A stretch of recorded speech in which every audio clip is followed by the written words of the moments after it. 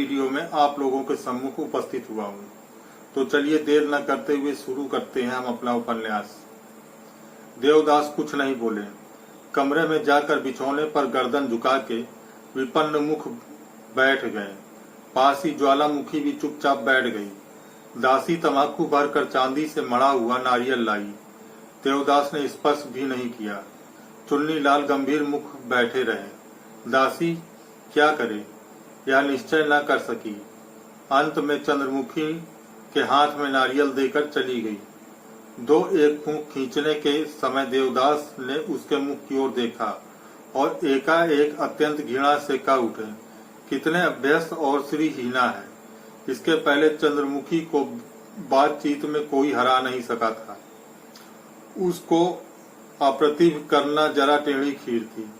देवदास की इस आंतरिक घृणा की सरल और कठिन उक्ति उसके हृदय में बिंध गई, किंतु कुछ देर बाद ही उसने अपने को संयत कर लिया।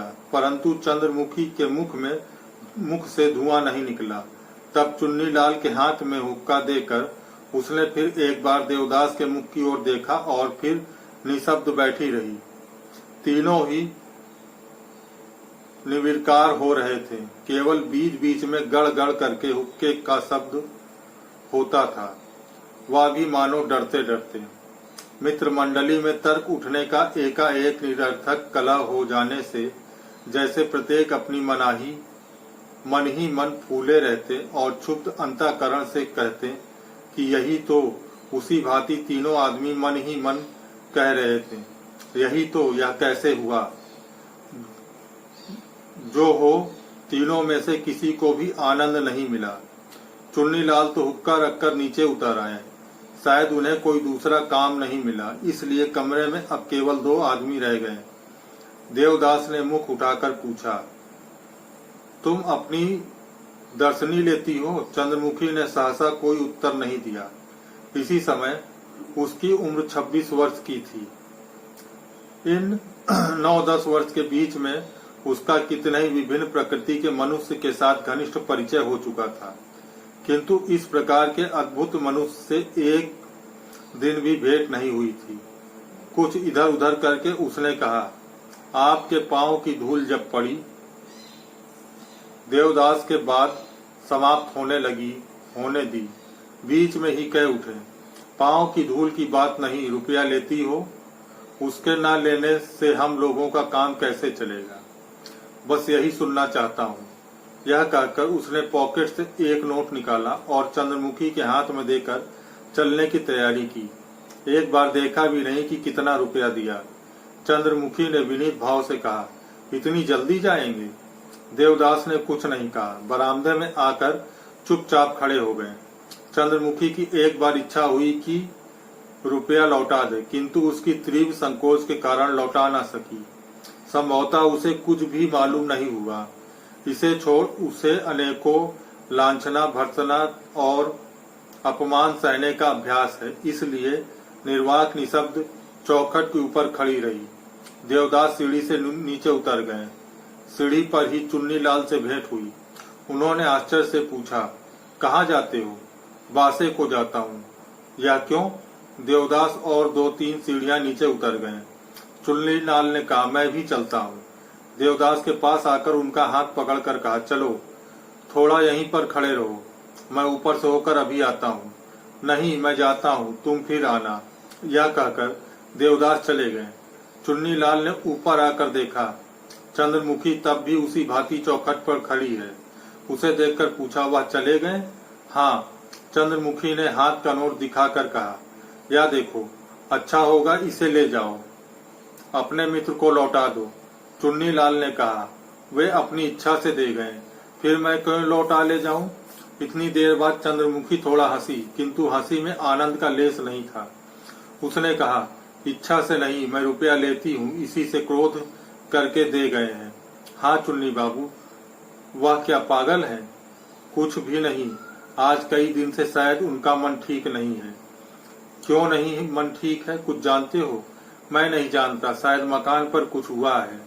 तब यहाँ पर क्यों लाए? मैं नहीं लाता था, वो खुद ही जोर देकर आए थे। चंद्रमुखी इस बार यथार्थ से विस्मित हुई।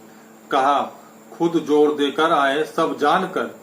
चुन्नीलाल ने कुछ सोचकर कहा, और नहीं तो क्या, वे सभी जानते हैं, मैं भुलवा कर नहीं लाया। चंद्रमुखी कुछ देर तक चुप रही, फिर जाने क्या सोचकर कहा, चुन्नी, मेरा एक उपकार करोगे क्या? तुम्हारे मित्र कहाँ रहते हैं? मेरे साथ ही। एक दिन उन्हें और ला सकते हो? यह मैं नहीं कर सकता। इसके पहले वो किसी ऐसी जगह पर नहीं गए थे और भविष्य में भी अब किसी ऐसी जगह पर जाने की उम्मीद नहीं है। किंतु क्यों, यह तो बताओ।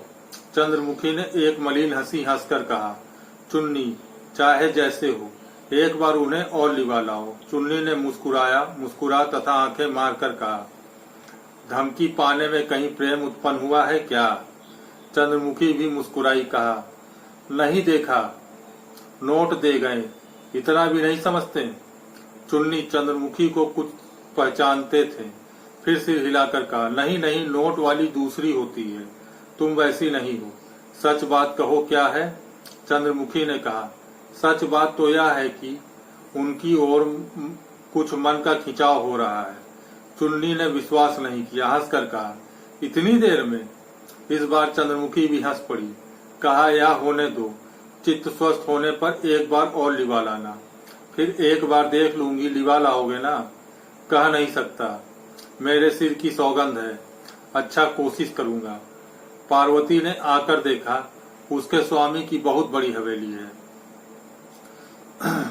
नए साहिबी फैशन की ओर नहीं, पुराने ढंग की है। सदर महल, अंदर महल, पूजा का दलान, नाट्य मंदिर, अतिथिशाला, कचहरी घर, तोसा खाना और उसके दास दासियों को देखकर पार्वती अवाक रह गई।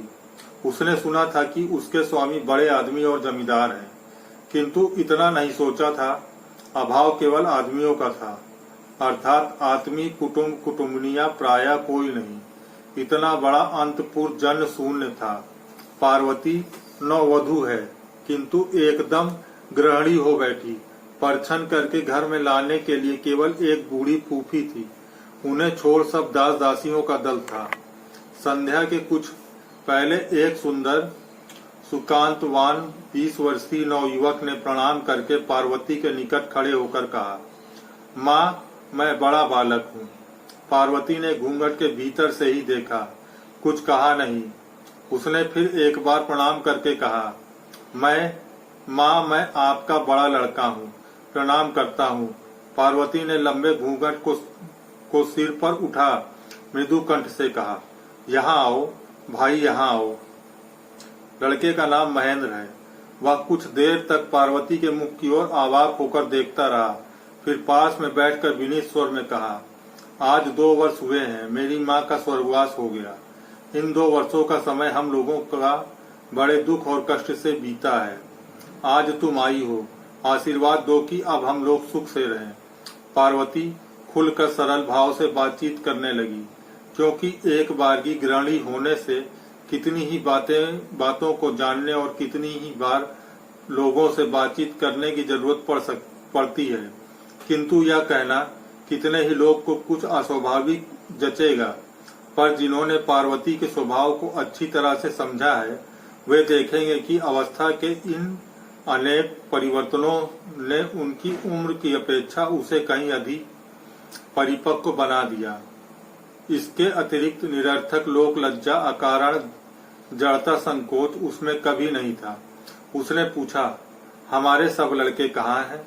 महेंद्र ने जरा हंसकर कहा, तुम्हारी बड़ी लड़की, मेरी छोटी बहन, अपनी ससुराल में है।